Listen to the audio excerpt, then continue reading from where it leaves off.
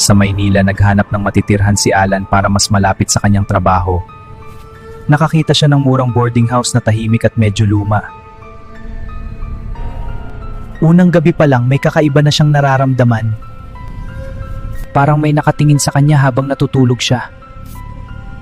Tuwing papatayin niya ang ilaw, may naririnig siyang mahihinang yabag sa kisame kahit wala namang nakatira sa itaas.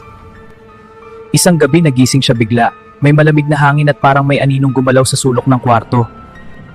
Paglingon niya wala siyang nakita, pero ramdam niyang may nakatayo malapit sa kama niya. Kinabukasan tinanong niya ang landlady kung may dating umuupa sa kwarto. Biglang nanahimik ang matanda. Ayon sa kwento may babaeng namatay doon ilang taon na ang nakalipas. Kinagabihan narinig na naman ni Alan ang mga yabag, pero ngayon parang pababa ito mula sa kisame. Pagmulat niya ng mata, may mahabang buhok na nakalaylay mula sa itaas ng kama niya. Sa takot ni Alan ay nagmamadali itong tumakbo palabas ng kwarto. Kinabukasan ay kinuha niya ang kanyang mga gamit at nakitira na lamang si Alan sa kanyang kaibigan.